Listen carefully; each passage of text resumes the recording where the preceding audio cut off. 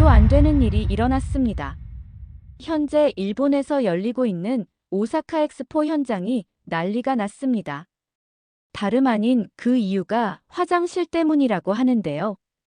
미국의 한 기자가 한국과 비교하며 충격적인 사실을 폭로했다고 하는데요. 과연 무슨 일인지 오늘의 사연 시작합니다. 영상 시작 전 구독과 좋아요는 제작에 큰 힘이 됩니다. 안녕하세요.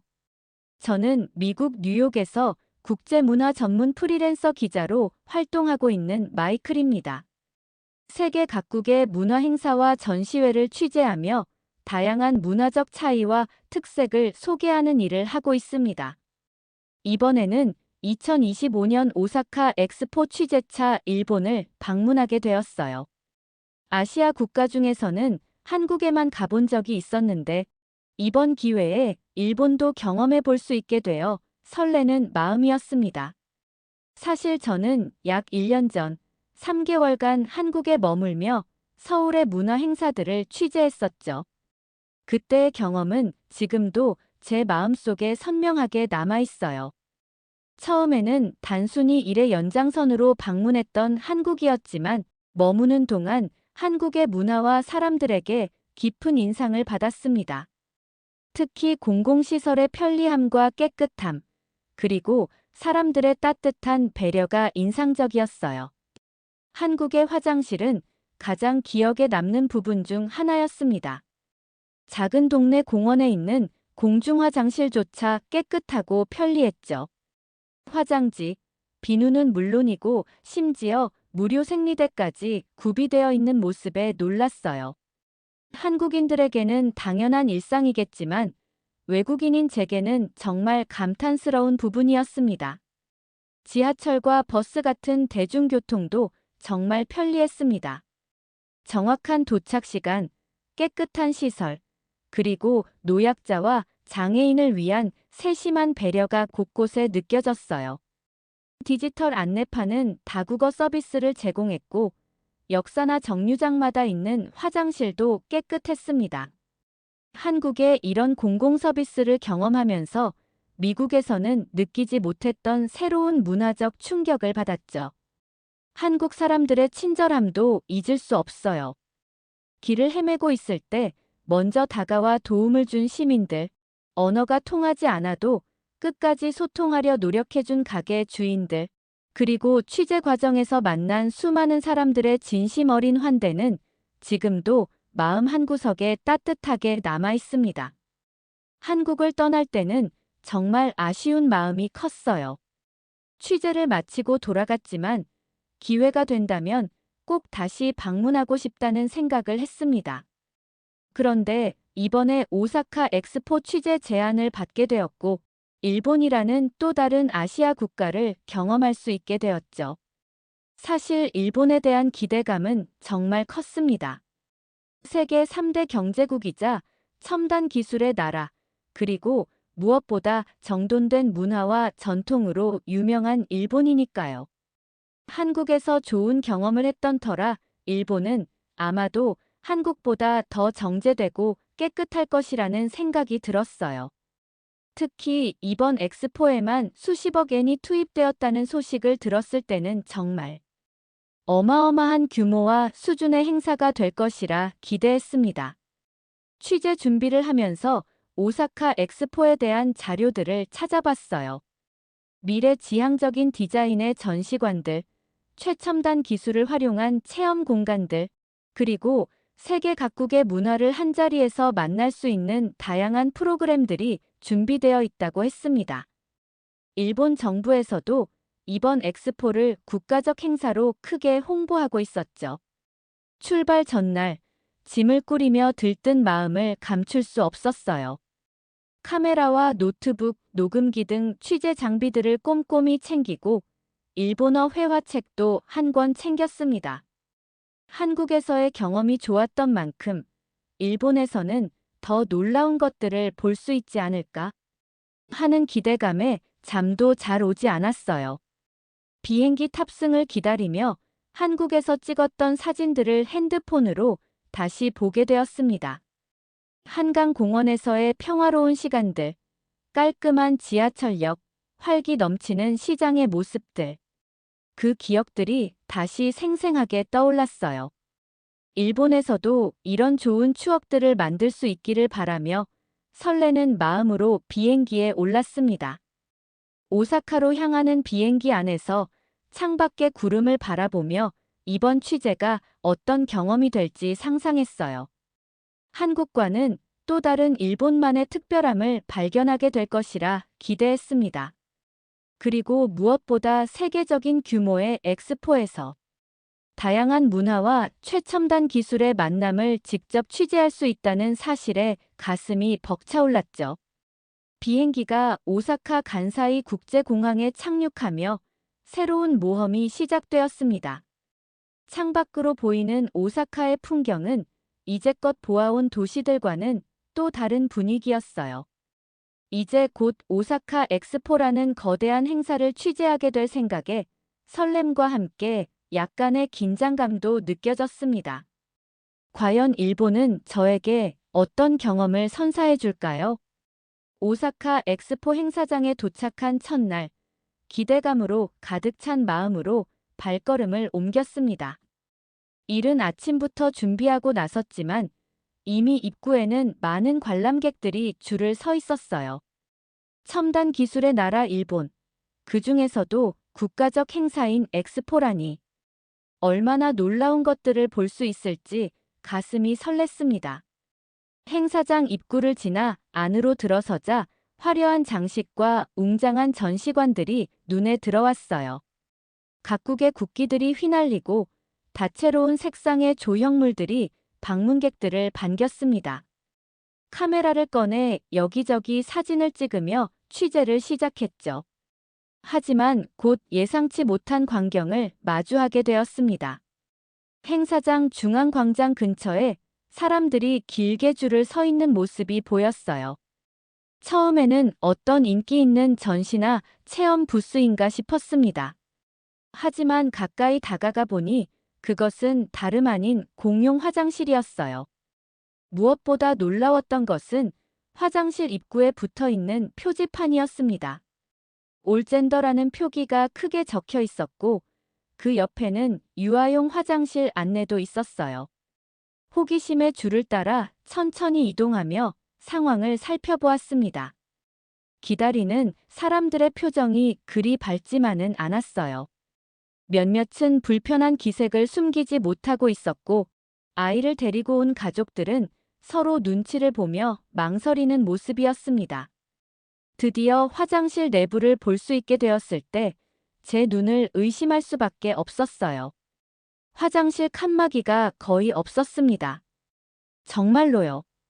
어떤 공간은 허리 높이의 낮은 칸막이만 있었고 일부는 아예 개방된 구조로 되어 있었죠.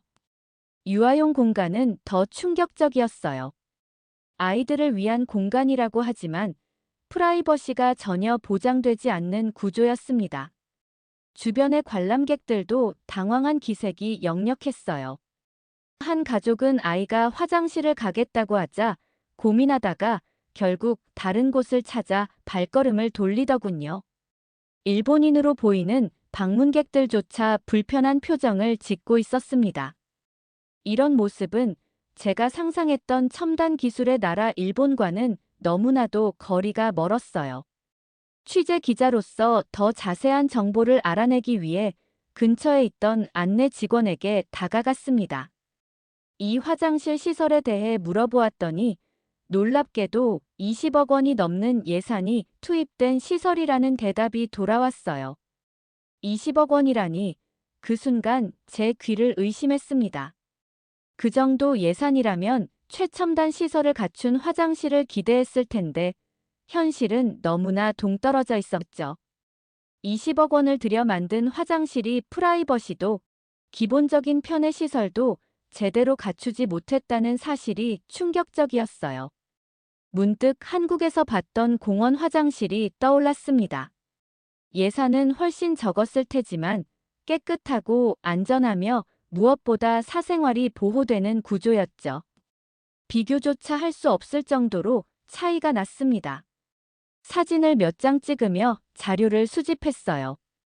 취재 기자로서 객관적인 시각을 유지하려 노력했지만 솔직히 실망감을 감추기 어려웠습니다.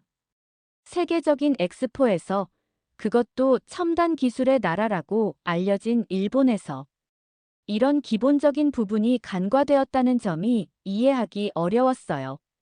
화장실을 나와 다른 시설들을 둘러보기 시작했습니다. 하지만 첫인상의 충격이 쉽게 가시지 않았어요. 화려한 외관 뒤에 숨겨진 현실에 대한 의문이 계속해서 머릿속을 맴돌았습니다. 과연 다른 시설들은 어떨지, 이런 상황이 단지 화장실에만 국한된 문제인지 궁금해졌어요. 잠시 행사장 벤치에 앉아 생각을 정리했습니다.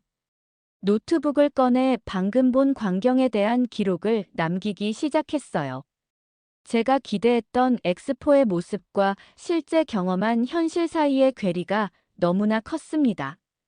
특히 화장실같이 기본적인 시설에서부터 이런 문제가 발견된다는 것은 전체 행사의 질에 대한 의구심을 불러일으켰죠. 취재를 계속하기 위해 자리에서 일어나며 문득 한국에서의 경험이 더욱 소중하게 느껴졌어요. 한국의 공공시설들이 얼마나 잘 갖춰져 있었는지, 사용자의 편의와 프라이버시를 얼마나 세심하게 고려했는지 새삼 깨닫게 되었습니다. 일본에 대한 제 선입견이 조금씩 흔들리기 시작했어요. 행사장을 계속 둘러보며 다른 측면들도 살펴보기로 했습니다. 아직은 엑스포 첫날, 어쩌면 이런 문제점들이 단지 초기 운영의 혼란일 수도 있겠다는 생각이 들었어요. 하지만 마음 한구석에서는 이미 실망감이 자리 잡고 있었습니다. 과연 이 엑스포가 제가 기대했던 세계적 수준의 행사가 될 수 있을지 앞으로의 취재가 궁금해졌어요. 카메라를 목에 걸고 다시 발걸음을 옮기며 더 많은 것들을 관찰하고 기록하기로 마음먹었습니다. 첫인상이 전부는 아니니까요. 하지만 20억 원짜리 화장실의 충격적인 현실은 쉽게 잊히지 않을 것 같았습니다. 이게 과연 일본의 진짜 모습인지 아니면 단지 한 가지 예외적인 사례인지 앞으로의 취재를 통해 더 알아가야겠다고 생각했어요. 화장실 시설에 대한 충격에서 벗어나 객관적인 취재를 위해 일본 관람객들의 의견을 들어보기로 했습니다. 기자로서 다양한 관점을 수집하는 것이 중요하다고 생각했거든요. 언어의 장벽이 있었지만 간단한 일본어와 영어를 섞어가며 인터뷰를 시작했어요. 처음 만난 중년 부부는 생각보다 솔직한 반응을 보여주었습니다. 화장실 시설이 너무 불편하다며 당황스러워했어요. 특히 부인은 프라이버시가 전혀 보장되지 않는 구조에 불만을 표했고, 이런 시설이 국제 행사에 마련된 것이 이해가 안 된다고 말했습니다. 남편 역시 고개를 끄덕이며 동의했죠. 다음으로 만난 어린 아이들을 동반한 가족은 더욱 강한 불만을 토로했어요. 아이들과 함께 오기에는 너무 불안하다며 결국 화장실 사용을 포기하고 다른 곳을 찾아 나섰다고 했습니다. 어머니는 아이들의 안전과 프라이버시가 전혀 고려되지 않았다며 실망감을 감추지 못했어요. 젊은 여성 3명으로 구성된 그룹도 비슷한 반응이었습니다. 이들은 화장실뿐만 아니라 다른 시설들도 기대에 미치지 못한다며 아쉬움을 표현했어요. 특히 한 명은 이런 수준의 행사라면 차라리 다른 나라의 엑스포를 방문하는 게 나았을 것이라는 아쉬움을 내비쳤습니다. 10여 명의 관람객을 인터뷰한 결과 대부분이 시설에 대한 불만을 가지고 있다는 사실을 확인할 수 있었어요. 일본인들조차 이런 상황에 당혹스러워하는 모습을 보며 이것이 단순히 문화적 차이가 아닌 실제 문제라는 확신이 들었습니다. 인터뷰를 마무리하고 메모를 정리하던 중 누군가 제 어깨를 툭 쳤어요. 돌아보니 카메라와 기자 배지를 목에 건 중년 남성이 서 있었습니다.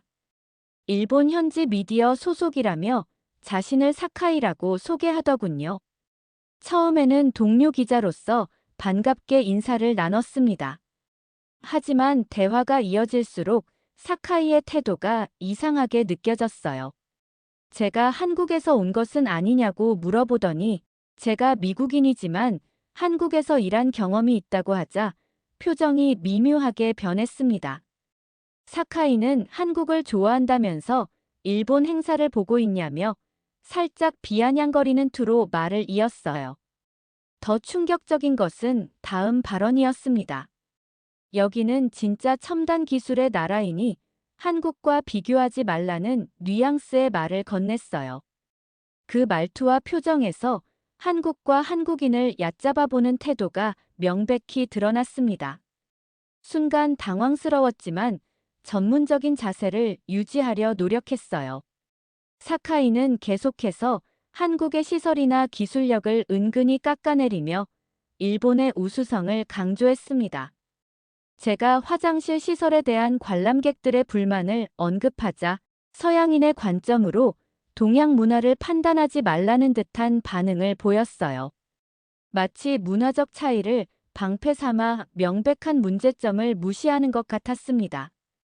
더 이상의 대화가 생산적이지 않을 것 같아 정중히 자리를 뜨려 했지만 사카이는 계속해서 제 주변을 맴돌았어요. 다른 전시물을 취재할 때도 멀리서 지켜보며 때로는 비꼬는 듯한 미소를 지었습니다. 이런 상황이 불편했지만 전문가로서의 자세를 잃지 않으려 노력했어요. 잠시 휴식을 취하며 지금까지 본 것들에 대해 생각해 보았습니다. 화려한 홍보와 달리 실제 엑스포는 많은 부분에서 실망스러웠어요. 특히 기본적인 시설조차 제대로 갖춰지지 않은 점, 그리고 사카이와 같은 현지인의 방어적인 태도는 더욱 당혹스러웠습니다. 오후에는 다른 전시관들을 둘러보기로 했어요. 일부 전시물들은 확실히 인상적이었습니다. 하지만 곳곳에서 운영상의 문제점들이 눈에 띄었어요. 정보 안내판이 제대로 작동하지 않거나 일부 체험 부스는 직원이 없어 폐쇄된 상태였습니다. 이런 상황들을 사진과 메모로 기록해 나갔어요. 취재를 계속하던 중 다시 사카이와 마주쳤습니다. 이번에는 여러 일본 기자들과 함께 있었어요. 제가 지나가자 사카이는 동료들에게 무언가 말하며 웃었고 그들도 함께 웃었습니다. 비록 무슨 말인지 정확히 알 수 없었지만 그 분위기로 보아 좋은 내용이 아님을 직감할 수 있었어요. 사카이의 태도는 계속해서 저를 불편하게 했습니다. 한국처럼 보이는 게 다 좋은 것은 아니라며 문화가 다르다는 핑계로 명백한 문제점을 변명하려는 모습이 실망스러웠어요. 그의 말처럼 문화는 분명 다를 수 있습니다. 하지만 기본적인 안전과 프라이버시는 문화를 넘어선 보편적 가치라고 생각했어요. 하루 종일 취재를 마치고 숙소로 돌아오는 길 마음이 복잡했습니다. 일본에 대한 제 기대와 실제 경험 사이의 간극이 너무 컸어요. 특히 사카이와 같은 현지 언론인의 편향된 시각과 방어적인 태도는 더욱 실망스러웠습니다. 객관적인 시각을 유지하려 했지만 솔직히 제 인내심도 한계에 다다르고 있었어요. 호텔방에 도착해 노트북을 펼치고 그날의 취재 내용을 정리했습니다.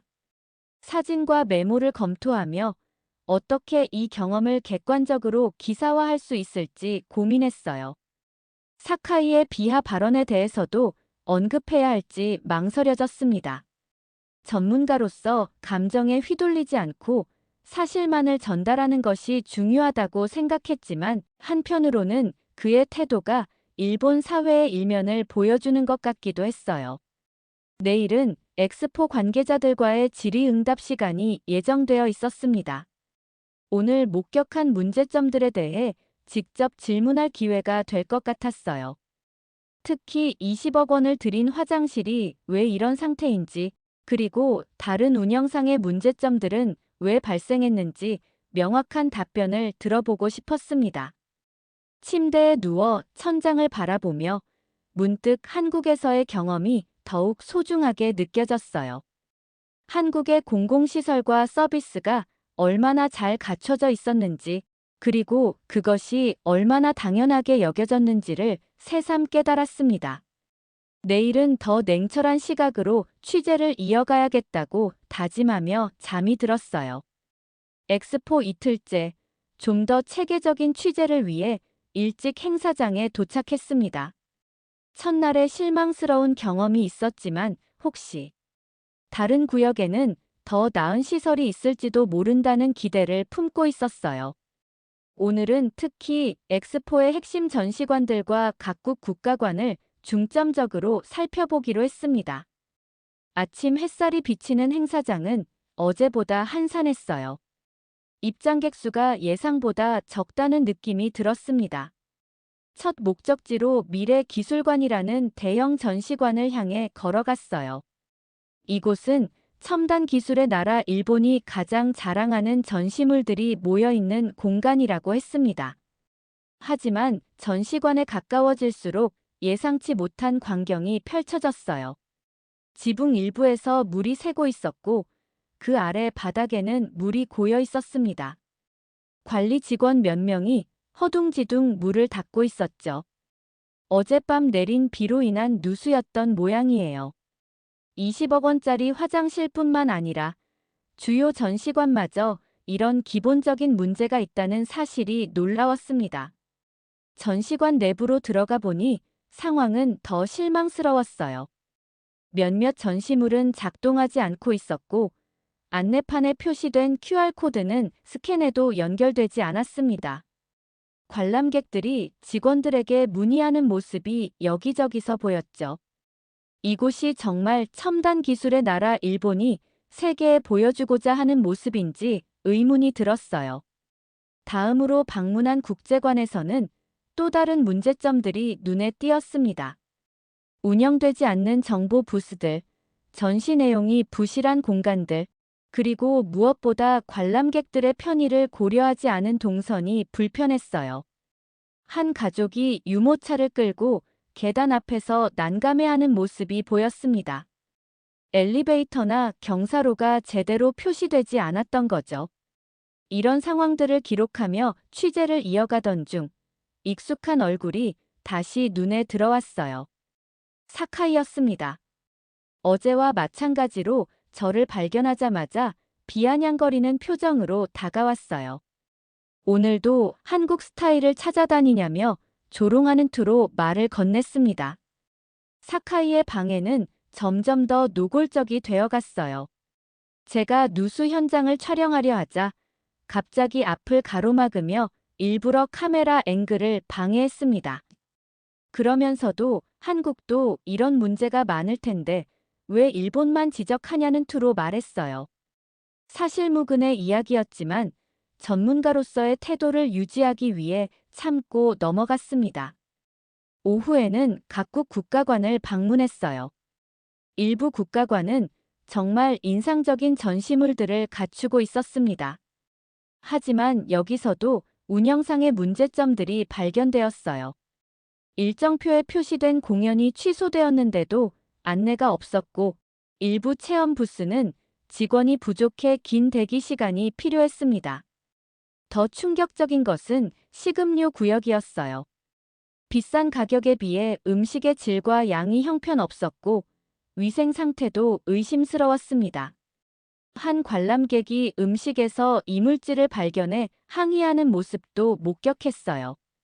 이런 상황들을 보며 이 엑스포가 정말 세계적인 수준의 행사인지 의문이 들었습니다. 취재를 이어가던 중 또다시 사카이와 마주쳤어요. 이번에는 몇몇 동료 기자들과 함께였습니다. 사카이는 저를 가리키며 동료들에게 뭔가 말했고 그들은 웃으며 저를 쳐다봤어요. 그리고 사카이가 제게 다가와 한국처럼 보이는 게 다 좋은 건 아니라며 문화는 다른 거니까 서구적 시각으로 판단하지 말라는 충고를 하더군요.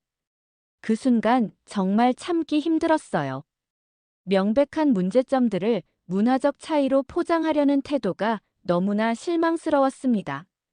하지만 감정적으로 대응하는 것은 전문가답지 못하다고 생각해 깊게 숨을 들이쉬고 침착함을 유지했어요. 대신 더 객관적인 증거를 수집하는데 집중하기로 했습니다. 오후 늦게 한 전시관에서 특별 이벤트가 있다는 소식을 듣고 서둘러 향했어요. 하지만 도착해보니 전시관 입구는 갑작스럽게 폐쇄되어 있었습니다.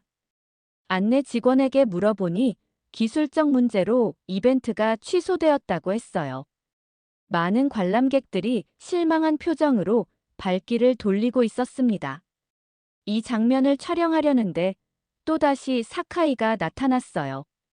이번에는 더욱 도발적인 태도로 한국의 행사였다면 더 심각한 문제가 있었을 거라며 한국을 깎아내렸습니다. 그러면서 제가 한국에 대해 편향된 시각을 가지고 있다고 비난했어요. 순간 화가 치밀었지만 그의 도발에 넘어가지 않으려 애썼습니다. 하루 종일 엑스포 곳곳을 취재하며 점점 더 많은 문제점들이 눈에 들어왔어요.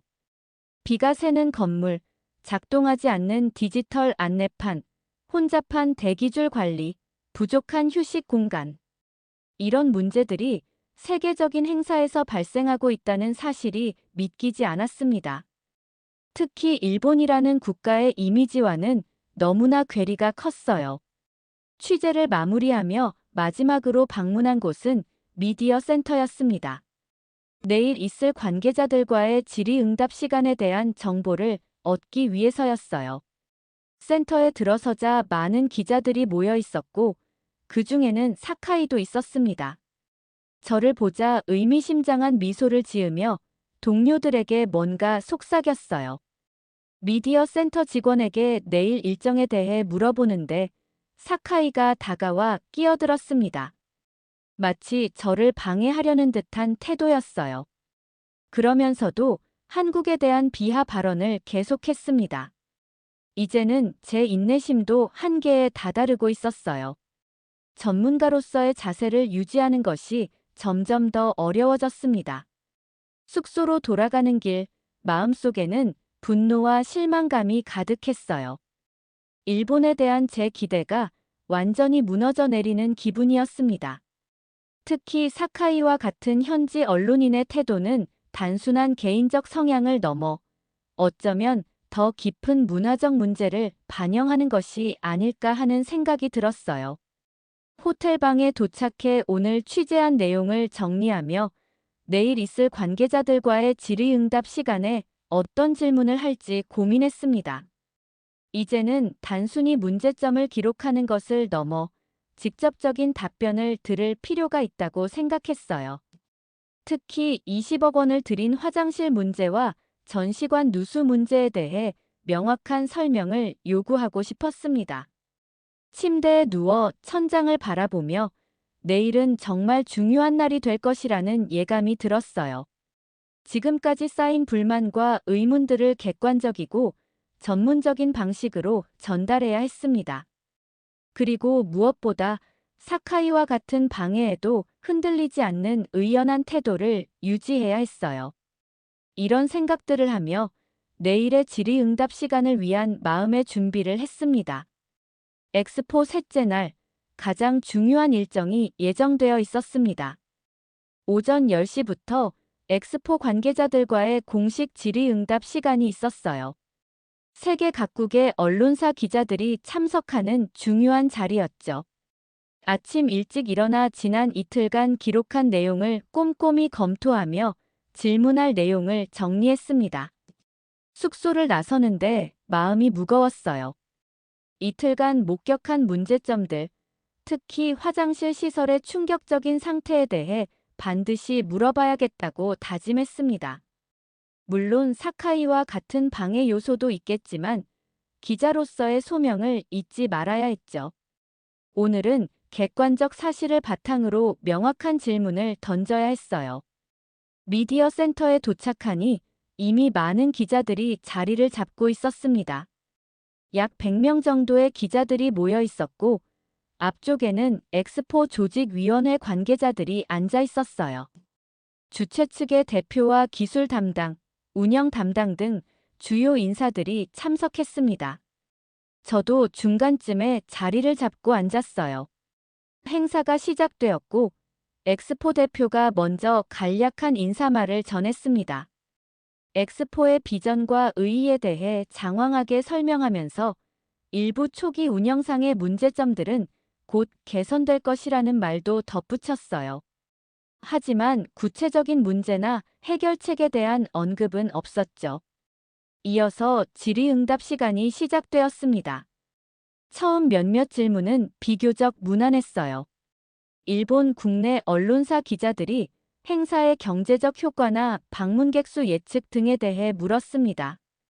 관계자들은 준비된 듯한 답변으로 잘 대응했어요. 하지만 외국 언론사의 기자가 보안 문제에 대해 날카로운 질문을 던지자 분위기가 조금씩 달라지기 시작했습니다. 차례로 여러 기자들이 손을 들어 질문했어요.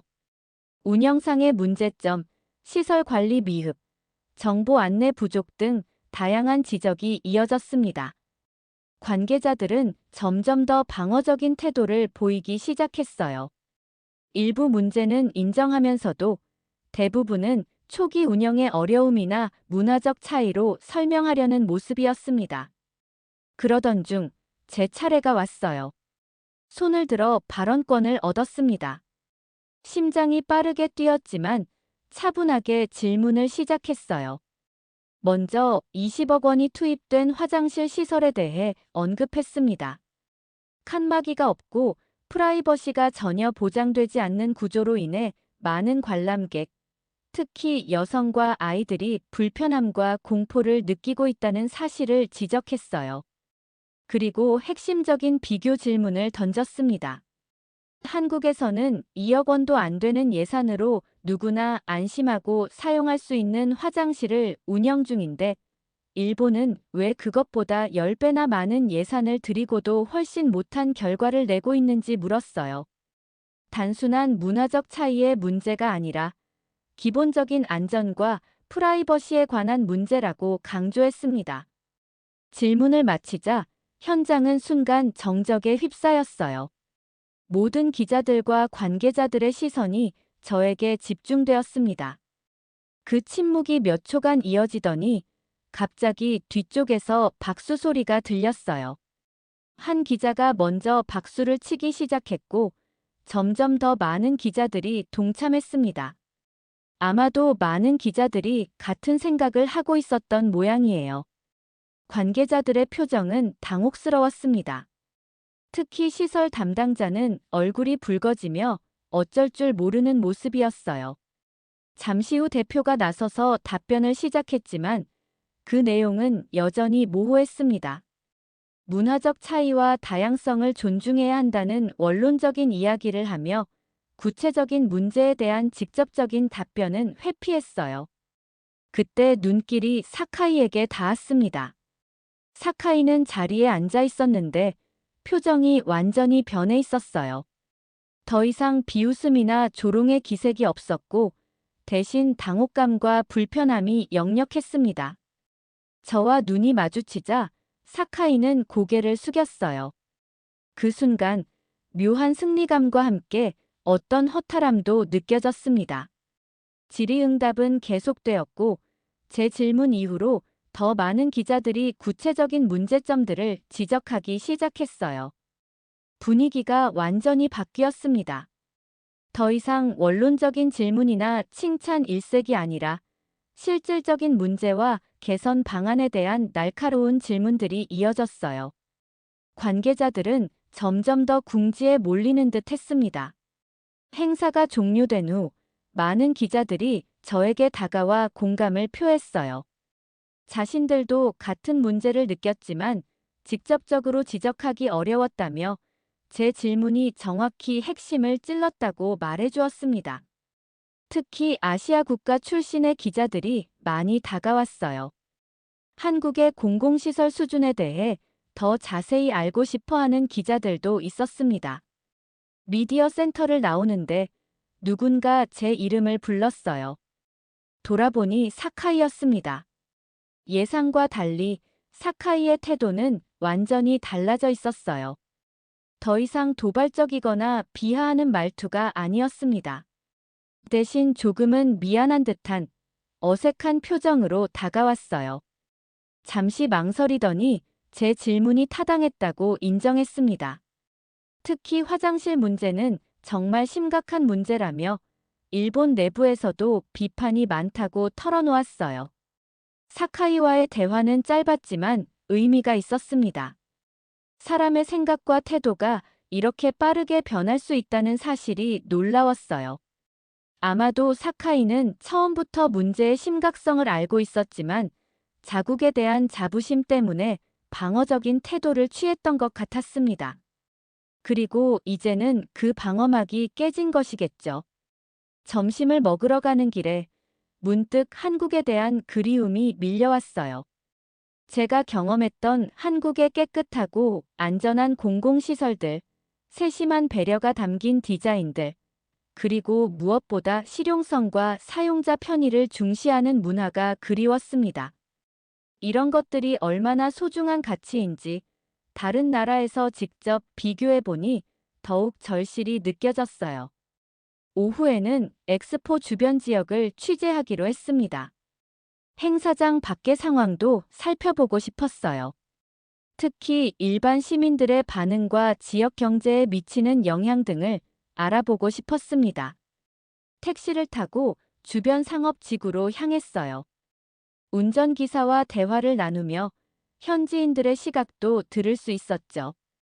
오사카 시내를 돌아다니며 다양한 사람들을 만났습니다. 놀랍게도 많은 현지인들도 엑스포에 대해 비판적이었어요. 막대한 예산에 비해 실질적인 혜택이나 만족도가 낮다는 의견이 많았습니다. 특히 노년층은 과거 일본이 개최했던 다른 국제 행사들과 비교하며 아쉬움을 표현했어요. 호텔로 돌아오는 길, 오늘 있었던 일들을 되새겨 보았습니다. 질의응답 시간에서의 경험은 제게 큰 의미가 있었어요. 단순히 문제를 지적하는 것을 넘어 객관적인 비교를 통해 더 나은 대안이 있음을 보여줄 수 있었습니다. 그리고 그것이 다른 사람들에게도 영향을 미쳤다는 사실이 뿌듯했어요. 방에 돌아와 노트북을 열고 기사 작성을 시작했습니다. 오늘의 경험을 바탕으로 엑스포의 문제점과 그것이 시사하는 바에 대해 깊이 있는 분석을 담아내고 싶었어요. 그리고 마음 한구석에는 이 취재를 마치고 한국을 다시 방문해야겠다는 생각이 자리 잡았습니다. 이번 경험을 통해 한국의 가치를 새롭게 발견한 만큼 더 깊이 알아보고 싶었어요. 질의응답 시간 이후 엑스포 취재는 새로운 국면을 맞이했습니다. 제 질문이 일종의 촉매제가 되어 다른 기자들도 더 적극적으로 문제점을 지적하기 시작했어요. 행사 주최 측은 방어적인 태도를 보이다가 결국 일부 시설 개선을 약속하기에 이르렀습니다. 특히 문제가 되었던 화장실은 즉각적인 보수 작업에 들어간다고 발표했어요. 저녁이 되어 호텔로 돌아온 후 오늘 있었던 일들을 정리하며 많은 생각이 들었습니다. 사카이의 태도 변화도 인상적이었지만 더 놀라웠던 것은 제 자신의 변화였어요. 처음에는 단순히 일본의 선진적인 모습을 보고 싶어 왔는데 이제는 한국의 가치를 새롭게 발견하게 된 것이었습니다. 침대에 누워 휴대폰을 꺼내 한국에서 찍었던 사진들을 다시 살펴보기 시작했어요. 한강공원의 깨끗한 화장실, 지하철역의 편리한 안내 시스템, 공공장소의 세심한 디자인들. 한국에 있을 때는 당연하게 여겼던 것들이 얼마나 특별한 가치를 가진 것인지 새삼 깨닫게 되었습니다. 특히 인상적이었던 것은 한강공원의 공중화장실이었어요. 사진을 보니 정말 깨끗하고 안전했습니다. 모든 칸마다 충분한 프라이버시가 보장되었고 어린이와 장애인을 위한 시설도 잘 갖춰져 있었죠. 무엇보다 놀라웠던 것은 이 모든 것이 2억 원 미만의 예산으로 만들어졌다는 사실이었어요. 오사카 엑스포의 20억 원짜리 화장실과는 비교가 되지 않았습니다. 다음으로 본 사진은 서울 시내의 버스 정류장이었어요. 디지털 안내판이 실시간으로 버스 도착 정보를 제공했고 다국어 서비스도 지원했습니다. 비가 올 때를 대비한 넓은 지붕과 편안한 의자도 갖춰져 있었죠. 이런 세심한 배려가 담긴 디자인이 곳곳에 있었던 것을 새삼 기억해냈어요. 또 다른 사진은 한국의 음식점에서 찍은 것이었습니다. 깨끗한 내부, 친절한 서비스, 그리고 무엇보다 투명한 가격 정책이 인상적이었어요. 가격 대비 훌륭한 품질도 기억에 남았습니다. 반면 오사카에서는 비싼 가격에 비해 음식의 질이 기대에 미치지 못했고 관광객을 위한 배려도 부족했던 것 같았어요. 사진들을 계속 넘기며 한국에서의 추억들이 하나둘 떠올랐습니다. 길을 잃었을 때 도움을 준 시민들, 언어가 통하지 않아도 최선을 다해 소통하려 했던 가게 주인들, 그리고 항상 깨끗하게 유지되던 거리들. 이 모든 것이 한국의 문화와 시스템의 일부라는 사실을 새삼 깨달았어요. 창밖을 바라보며 깊은 생각에 잠겼습니다. 일본에 대한 제 기대는 어쩌면 너무 막연했던 것 같았어요. 세계 3대 경제국이라는 타이틀, 첨단 기술의 나라라는 이미지만 보고 판단했던 것이겠죠. 하지만 실제로 경험해보니 화려한 외관 뒤에 숨겨진 현실은 기대와 많이 달랐습니다. 특히 인상적이었던 것은 한국의 공공시설과 서비스가 단순히 외관상 화려한 것이 아니라 실용성과 사용자 편의를 중심으로 디자인되었다는 점이었어요. 반면 오사카 엑스포의 많은 시설들은 겉보기에는 화려했지만 정작 사용자의 필요와 편의는 제대로 고려되지 않았다는 느낌이 들었습니다. 문득 한국에 다시 가보고 싶다는 생각이 강하게 들었어요. 이번에는 단순한 취재가 아니라 더 깊이 있게 한국의 문화와 시스템을 경험해보고 싶었습니다. 특히 공공시설과 서비스의 질, 그리고 그것이 어떻게 시민들의 삶의 질을 높이는지 더 자세히 알아보고 싶었어요. 노트북을 열고 일정을 확인했습니다. 오사카 엑스포 취재는 앞으로 이틀이 더 남아 있었어요.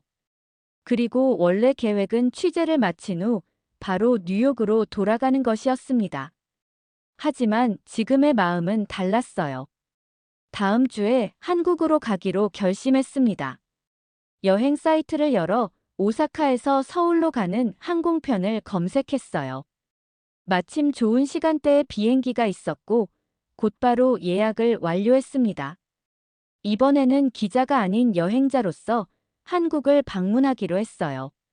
물론 기자로서의 시각은 여전히 유지하겠지만 좀 더 여유롭게 한국을 경험하고 싶었습니다. 일주일 정도의 일정을 계획하며 어디를 방문할지 고민했어요.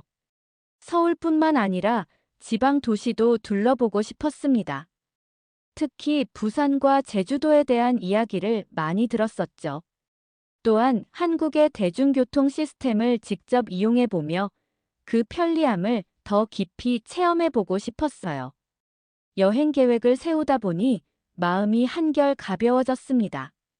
오사카 엑스포 취재 중 받았던 실망감과 스트레스가 조금씩 누그러지는 것 같았어요. 대신 한국 여행에 대한 기대와 설렘이 커져갔습니다. 특히 한국의 음식들이 그리워졌어요. 김치찌개, 비빔밥, 그리고 길거리 음식들까지. 그 맛을 다시 경험할 생각에 벌써부터 입맛이 돌았습니다.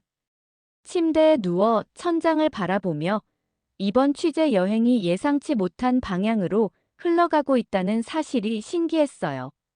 처음에는 일본의 선진적인 모습을 보고 싶어서 왔지만 결국 한국의 가치를 재발견하게 되었으니까요. 이런 경험이 제 시각을 넓혀주고 있다는 생각이 들었습니다. 다음 날 아침, 상쾌한 기분으로 일어났어요. 남은 이틀 동안 좀 더 객관적인 시각으로 엑스포를 취재하기로 마음먹었습니다. 어제의 질의응답 시간 이후 일부 시설들이 개선되고 있다는 소식이 들려왔어요. 그 변화를 직접 확인하고 싶었습니다. 호텔 로비에서 아침 식사를 하며 오늘의 취재 계획을 정리했어요. 그리고 문득 사카이가 생각났습니다. 어제 사카이의 태도, 변화가 인상적이었어요. 사람은 때로 고정관념에 사로잡히기 쉽지만 새로운 시각과 사실을 받아들일 때 변화할 수 있다는 것을 보여준 사례였습니다. 이제 엑스포를 바라보는 제 시각도 달라졌어요. 단순히 비판만 하는 것이 아니라 어떻게 개선될 수 있을지, 그리고 그 과정에서 한국의 경험이 어떤 도움이 될 수 있을지 생각해 보게 되었습니다. 취재의 관점이 더 건설적으로 변화한 것 같았어요. 호텔을 나서면서 한국 여행을 위한 가이드북을 구매하기로 결심했습니다. 오늘 취재를 마친 후 서점에 들러봐야겠다고 생각했어요. 이제 남은 이틀의 취재와 다음 주의 한국 여행을 생각하니 마음이 설레었습니다. 어쩌면 이번 경험이 제 인생의 중요한 전환점이 될지도 모르겠다는 예감이 들었어요. 엑스포 취재 마지막 날, 예상치 못한 소식이 들려왔습니다. 개막단 사흘 만에 입장객 수가 절반 가까이 줄었다는 뉴스였어요. 화장실 문제를 포함한 여러 시설 미비와 운영상의 문제점들이 소셜미디어를 통해 빠르게 퍼지면서 많은 사람들이 방문을 취소하거나 미루고 있다는 내용이었습니다. 이틀 전 제가 작성한 기사도 큰 반향을 일으키고 있었어요. 처음에는 제가 일하는 뉴욕의 언론사 웹사이트에만 실렸지만 곧 다른 주요 미디어에서도 인용하기 시작했습니다. 특히 제가 한국의 공공시설과 비교한 부분이 많은 관심을 받았어요. 세계 3대 경제국인 일본보다 한국의 공공시설이 더 편리하고 사용자 친화적이라는 점이 많은 이들에게 신선한 충격으로 다가간 모양이었습니다. 호텔 로비에서 아침 식사를 하는데 핸드폰에 알림이 계속 울렸어요. 제 기사가 세계적인 뉴스 포털 사이트의 메인 페이지에 실렸다는 소식이었습니다. 편집장에게서 온 메시지도 있었어요. 기사 반응이 매우 좋으니 후속 취재도 생각해보라는 내용이었죠. 갑작스러운 관심에 조금 당황스러웠지만 한편으로는 뿌듯한 마음도 들었습니다.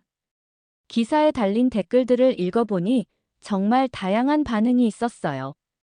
일부는 일본의 문제점에 대해 공감하며 더 나은 서비스를 기대했다는 의견을 남겼고, 또 다른 이들은 한국의 공공시설에 대해 더 알고 싶다며 질문을 남겼습니다.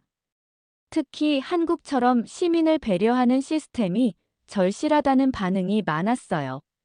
제 기사가 단순한 비판을 넘어 건설적인 논의를 이끌어내고 있다는 사실이 기뻤습니다. 오전 중에 마지막 취재를 위해 엑스포장으로 향했어요. 확실히 입장객 수가 크게 줄어든 것이 눈에 띄었습니다. 첫날에 비해 한산한 분위기였어요. 일부 시설들은 개선 작업 중이라는 안내문이 붙어 있었고, 특히 문제가 됐던 화장실은 임시 칸막이가 설치되어 있었습니다. 뒤늦은 조치였지만 그래도 변화가 시작된 것은 긍정적이었어요. 점심시간, 엑스포 주변의 식당에서 식사를 하고 있는데 익숙한 얼굴이 보였습니다. 사카이였어요. 처음 보았을 때와는 달리 이제는 당당하게 눈을 마주치기 어려운 듯한 표정이었습니다. 잠시 망설이다가 사카이가 제 테이블로 다가왔어요. 예상치 못한 만남이라 어색했지만 전문가로서의 예의를 갖추려 노력했습니다. 사카이의 태도는 완전히 달라져 있었어요. 더 이상 비아냥거리는 말투도 한국을 깎아내리는 발언도 없었습니다. 대신 고개를 숙이며 이전의 태도에 대해 사과했어요. 제 말이 맞았다며 너무 오래 자기 나라만 최고라고 착각했던 것 같다고 털어놓았습니다. 그리고 제 기사가 일본 내에서도 많은 논의를 불러일으키고 있다고 말해주었어요. 사카이의 솔직한 모습에 처음에는 조금 당황스러웠지만 곧 마음이 편안해졌습니다. 사람은 누구나 자신의 문화나 국가에 대한 자부심을 가질 수 있고 때로는 그것이 방어적인 태도로 이어질 수도 있겠죠. 하지만 중요한 것은 비판을 받아들이고 변화할 수 있는 열린 마음이라고 생각했어요. 사카이가 그런 변화를 보여준 것이 감동적이었습니다. 함께 커피를 마시며 이야기를 나눴어요. 사카이도 사실은 엑스포의 여러 문제점들을 인식하고 있었지만 외국인에게 자국의 문제를 인정하기 어려웠다고 했습니다. 하지만 제 기사와 다른 언론의 보도를 보면서 생각이 바뀌었다고 해요. 특히 한국의 공공시설에 대한 이야기가 인상적이었다며 기회가 되면 한국도 방문해 보고 싶다고 했습니다. 대화를 나누다 보니 사카이가 꽤 풍부한 지식과 경험을 가진 기자라는 것을 알게 되었어요. 처음의 인상과는 달리 열린 마음으로 대화를 나누니 서로 배울 점이 많았습니다. 특히 일본 문화와 역사에 대한 사카이의 설명은 흥미로웠어요. 이렇게 서로 다른 시각을 나누는 것이 진정한 국제 교류가 아닐까 하는 생각이 들었습니다. 헤어지기 전 사카이는 제가 한국을 방문할 계획이라는 것을 듣고 몇 가지 조언을 해주었어요. 또한 다음에 일본을 방문할 기회가 있다면 좀 더 진짜 일본의 모습을 보여주고 싶다며 연락처를 교환하자고 했습니다. 처음 만났을 때와는 상상도 할 수 없는 상황이었지만 이렇게 서로 이해하고 존중하는 관계로 발전할 수 있다는 것이 신기했어요. 호텔로 돌아오는 길에 휴대폰으로 뉴스를 확인했습니다. 엑스포 조직위원회가 긴급 기자회견을 열어 여러 문제점들에 대해 사과하고 개선 계획을 발표했다는 내용이었어요. 특히 화장실 시설과 관련해서는 완전한 보수 공사를 시작했다고 했습니다. 늦은 조치였지만 문제를 인정하고 개선하려는 노력은 평가할 만했어요. 호텔방에 도착해 짐을 정리하기 시작했습니다. 내일이면 오사카에서의 모든 일정이 끝나고 이틀 후에는 서울로 향하게 될 거예요. 처음 일본에 왔을 때의 기대와 현실 사이의 괴리, 그리고 그 과정에서 깨달은 한국의 가치. 이 모든 경험이 제게 새로운 시각을 제공해 주었다고 생각합니다.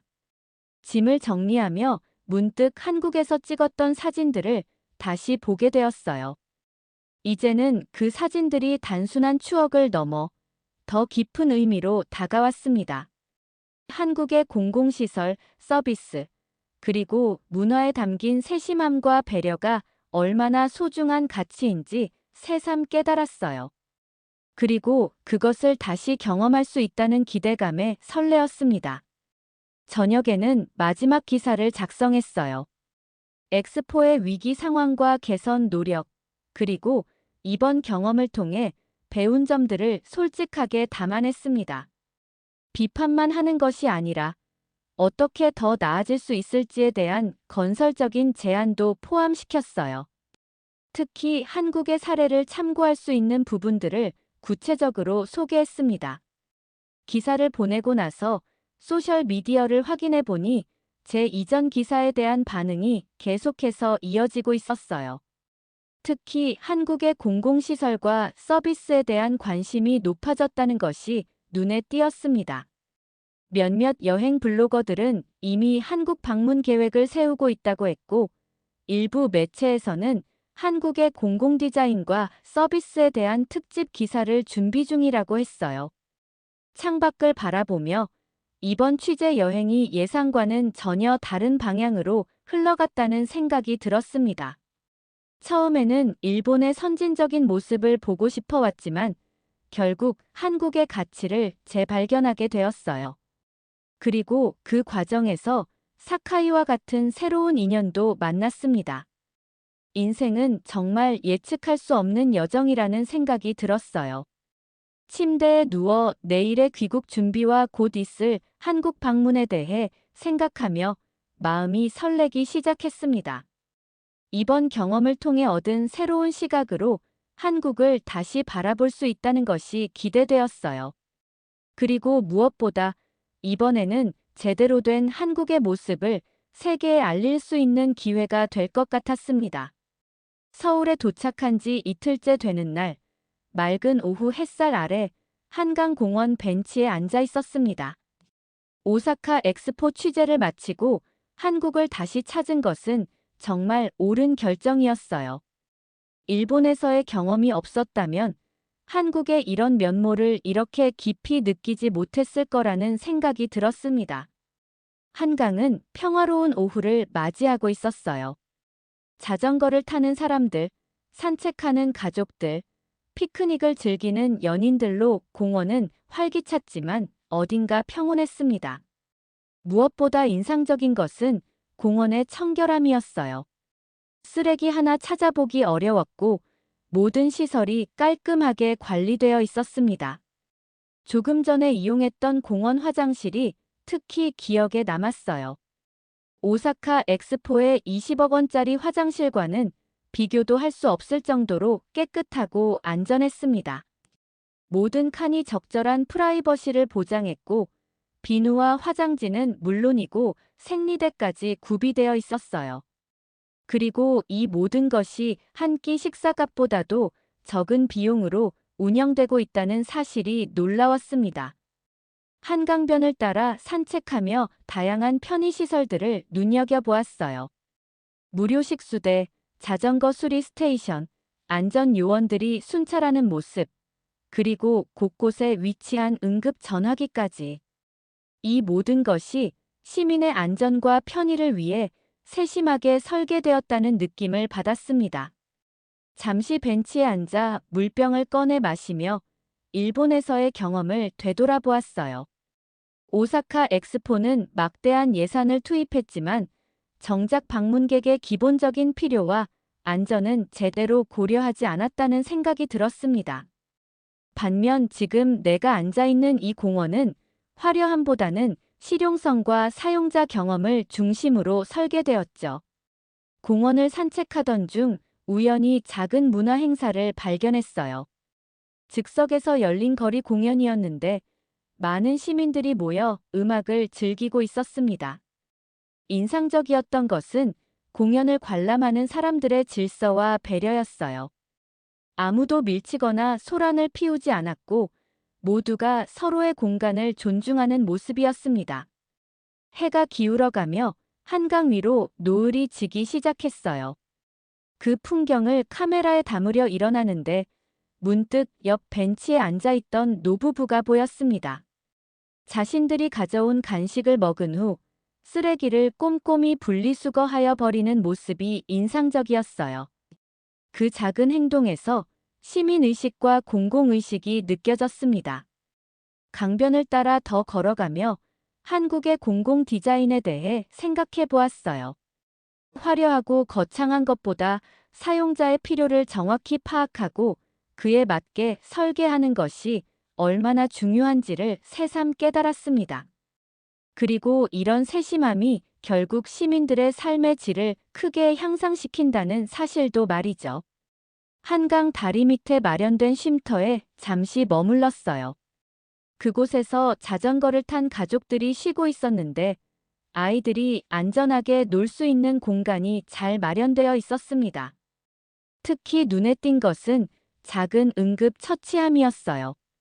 사소해 보이지만 이런 세밀한 배려가 시민들의 안전과 편안함을 만들어낸다는 생각이 들었습니다. 서울로 돌아온 지 이틀 만에 이미 많은 것을 보고 느꼈어요. 지하철과 버스 시스템의 편리함, 곳곳에 있는 무료 와이파이, 다국어 안내 서비스 등 모든 것이 사용자를 위해 설계되었다는 느낌이었습니다. 그리고 그것이 단순히 시설의 문제가 아니라 사람을 중심에 두는 문화와 철학에서 비롯되었다는 생각이 들었어요. 저녁이 다가오자 공원의 조명이 하나둘 켜지기 시작했습니다. 그 불빛 아래 여전히 많은 시민들이 여유롭게 시간을 보내고 있었어요. 안전함과 편안함이 느껴지는 분위기였습니다. 오사카에서는 느끼지 못했던 이 평온함이 참 좋았어요. 내일부터는 본격적으로 한국의 다른 도시들도 방문할 예정입니다.